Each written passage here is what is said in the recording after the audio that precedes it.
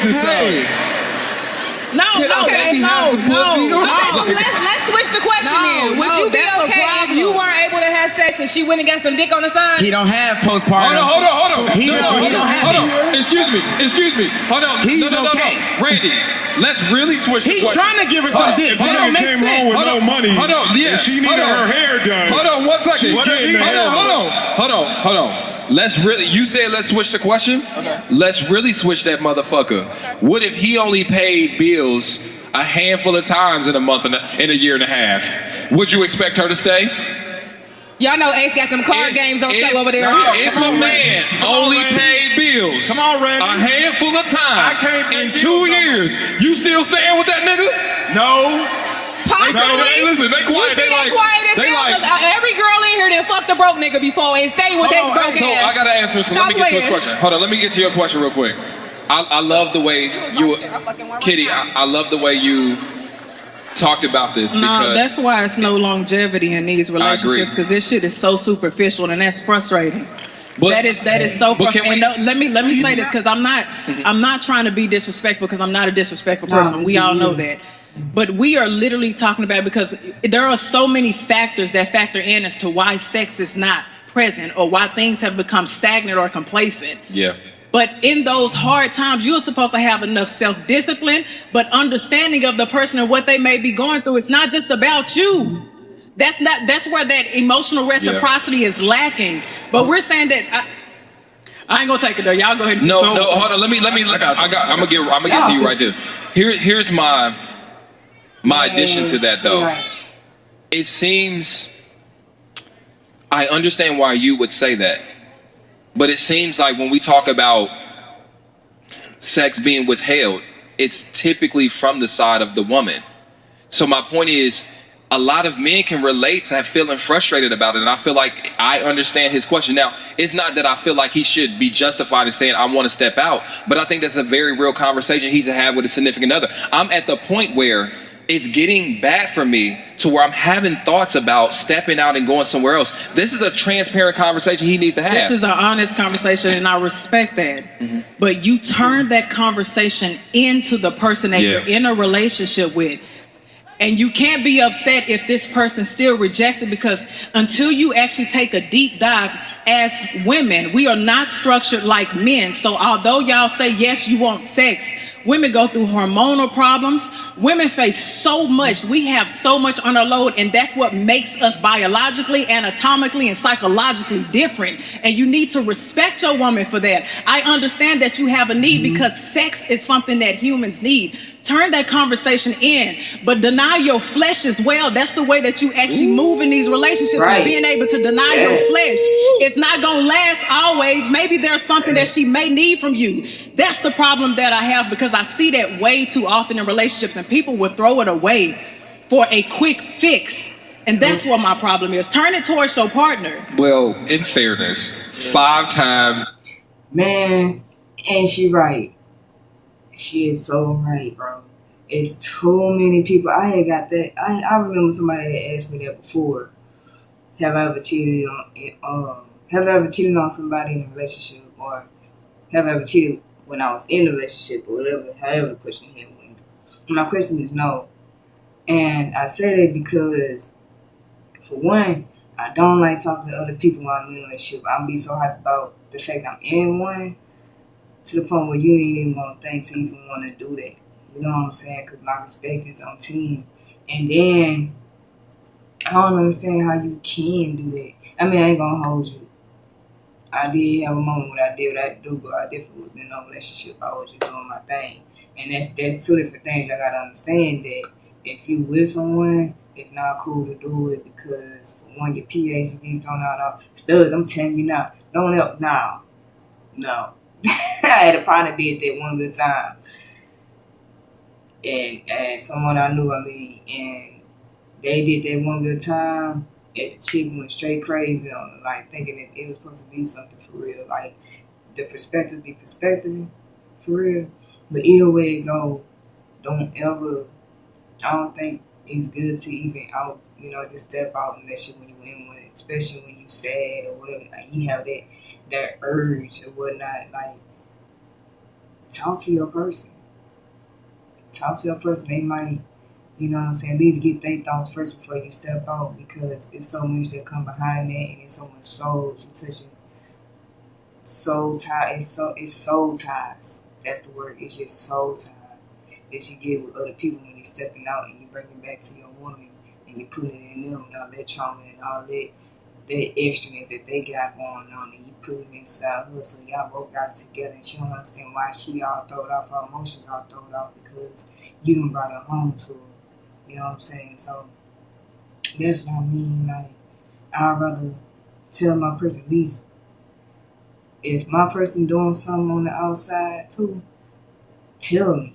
Like, if you get mad, I just look.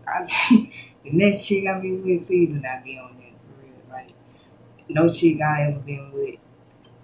Well, I say I had one that I had to really just be like, if I would just known, you know what I'm saying, I would make my decision a whole lot better, you know what I'm saying? Like, that's the thing. Like, at least give your partner a chance to have a choice. Let them have a choice before you have a choice to do something and be selfish. It's back to In 2 years. It's not a quick fix. Sir, have you tried a pocket pussy? All right, go.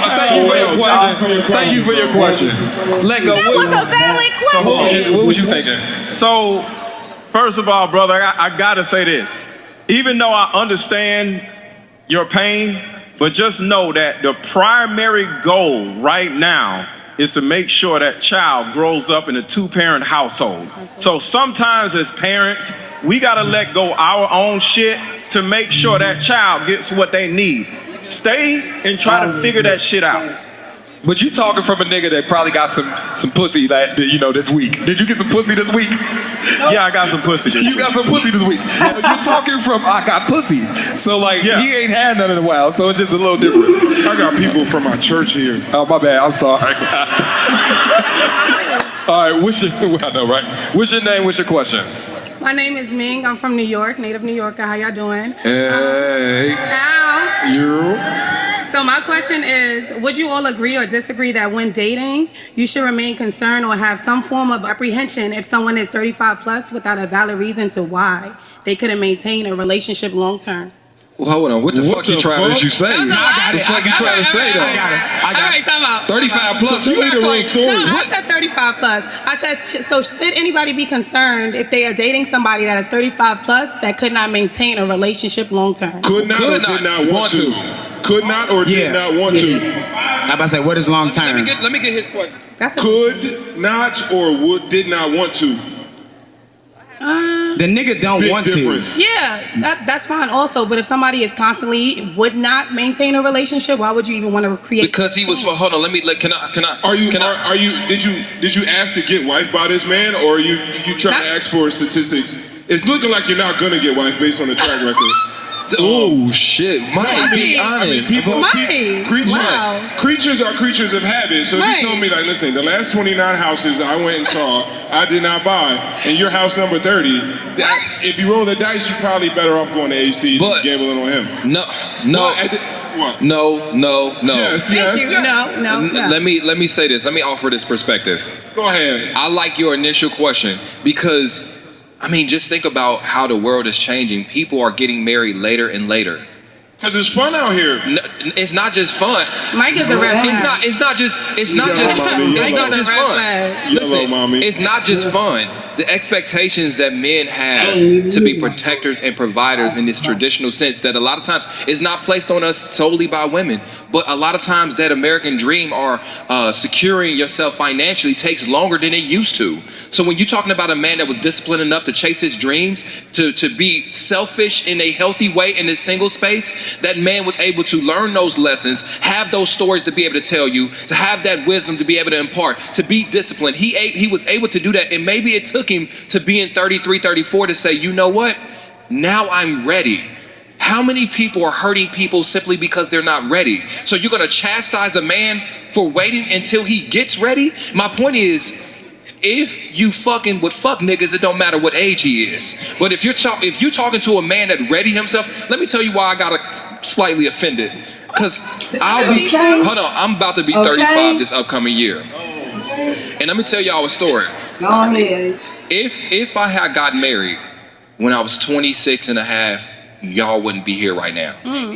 You would not be here. You wouldn't know who I was. I wouldn't be walking in my purpose. I would still be at the hospital being a nurse in the rigmarole of living a life I don't want to live because I want to be dedicated and sacrifice for my lady.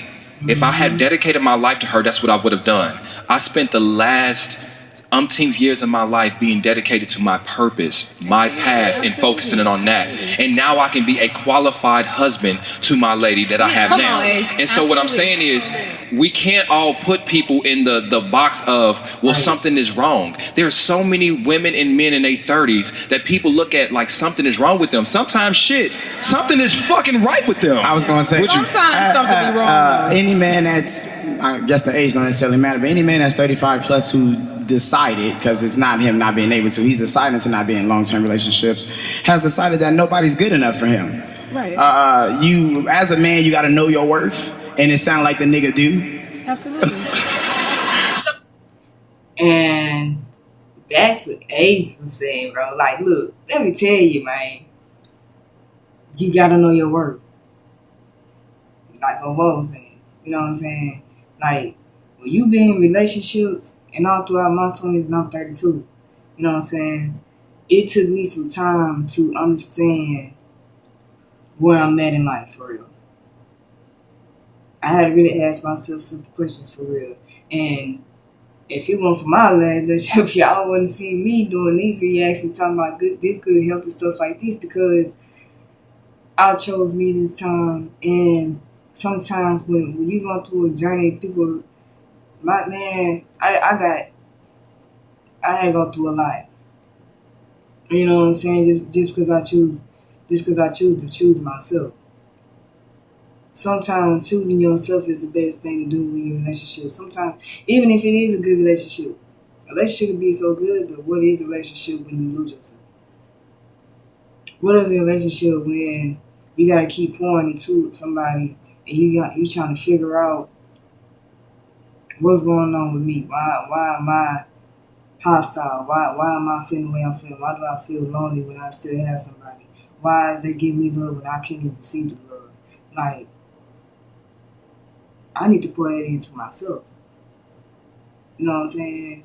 And now that I'm doing that now and diving to being my best self, that's the best thing you can never be. Is because when you choose you, baby, that person that you've been wanting to be, you're going to become that. You're going to be the best version for the next person. Because the next person will understand and they'll have growth and that's the difference between them and the last person. Because the last person I was just with didn't understand the process of healing, even when they didn't understand they need to heal themselves. You know what I'm saying? So it all comes hand in hand, for real. Like, self-worth is the best thing, and healing is the best thing, and you have to learn to accept it first in order to heal. But yeah, let's get back into it. So there is no nigga corrective. On top of that, what I'm saying is I meant a why. So if somebody doesn't have a consistent why they didn't, you have a why. Why do I have, no, hold on, let me ask you this. Let me answer this though. No, I gave you what I was able to do in context. Right. I don't ever need a reason to pick my motherfucking self. No. I don't never need a reason to follow my own path and my own purpose and to be 100% dedicated to who I am as a person. I don't need a fucking reason. And that's a problem. People think they need a reason to be single. You need a reason to not be single. If I had a good enough reason to not be single, I would have. I don't need a reason to stay by myself happy as fuck. Okay? So to be fair, Come on now. you are asking the right questions to the partner that you are trying to date. Right. I understand why you will be asking this person about their romantic past, because you want to know if this person's going to fuck you over.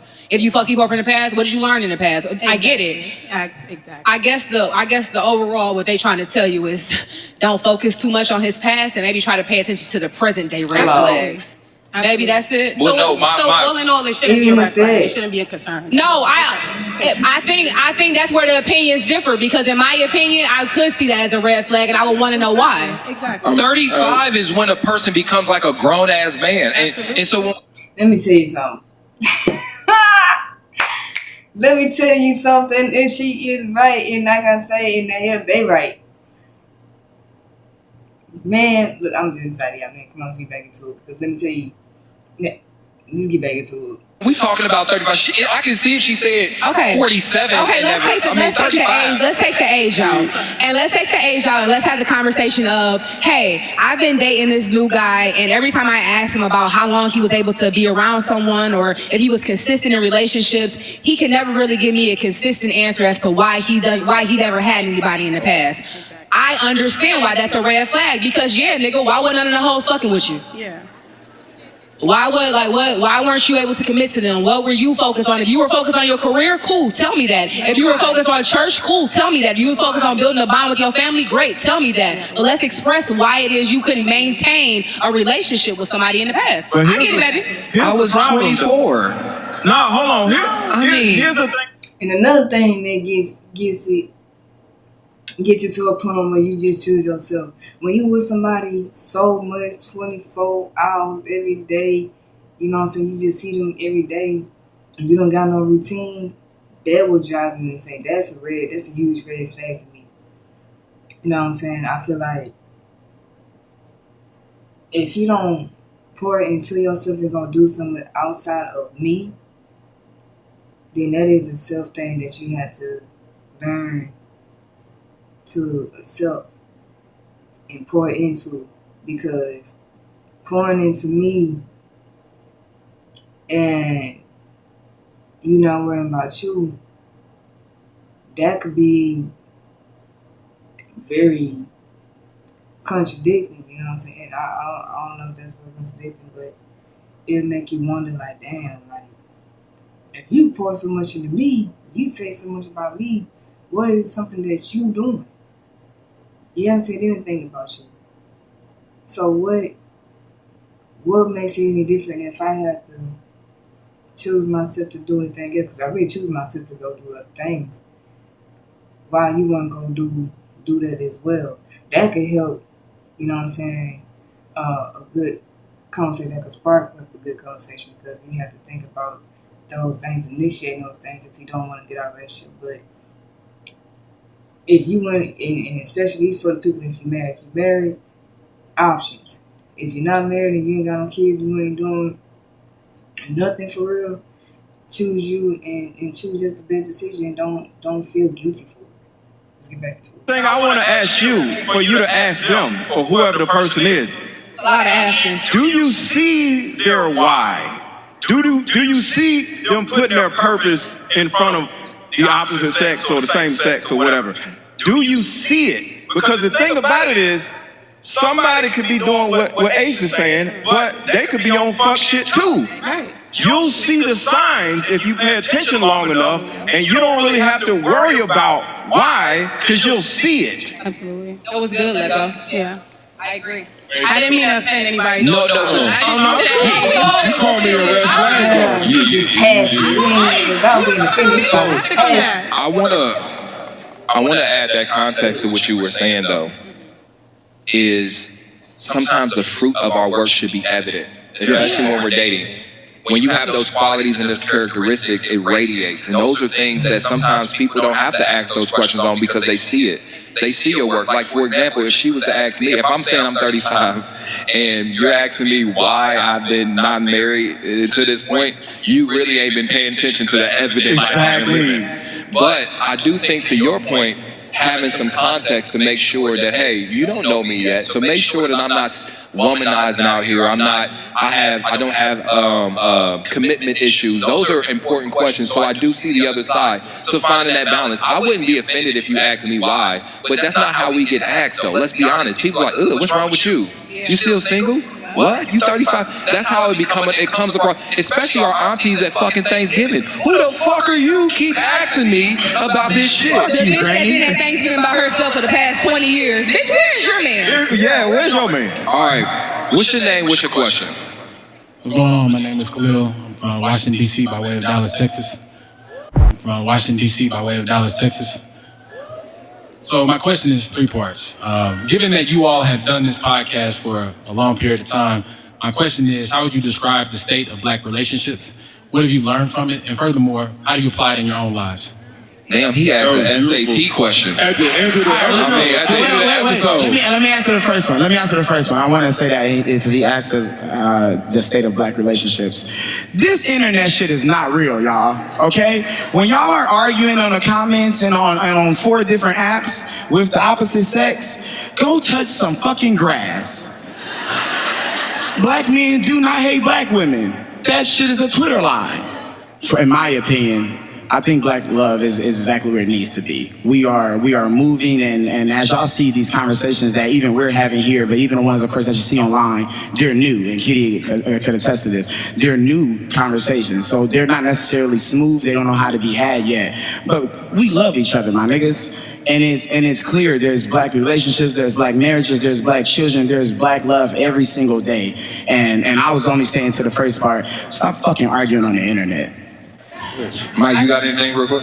Yeah, you know where I see black love? I would compare it to like a adults only, all-inclusive island where I've never seen black love be so luxurious. I've never seen it be so versatile. I mean, you've got people that like BDSM, you've got women that like these fucking roses, right? You got partners that are comfortable with you know, I can go to my partner and I got the freedom to say, hey babe, I can do, this is what I'm into. And we've gotten far enough in black love that we're able to at least start to have these conversations. Black love is in therapy, black love is on TV. The only thing I'm concerned about, obviously, is like mass media. Like I wish we work on the movies and the rap lyrics. But I understand these people got voices and agendas, and that's different. Where I apply it to in my own life is like when I'm dating, I could tell like internet people from real people, right? People who only date me because of the vibes that I can produce. People that only speak to me in like the current slang of the times, right? Those are the people I stay away from. And I think now that I'm more valuable than I've ever been, I gotta not pass myself around so much. And that's how I'm applying it in my own life, because my tables be popping with merch at the end of the back. They be sliding me phone numbers, postcards, billboards, everything. So for how I apply this newfound fame I got from the Tonight's Conversation podcast is that I'm just not gonna be a whore no more. So listen, hold on, listen. That's how I apply it. And that's been another episode of Tonight's Conversation podcast. Philly, we love you.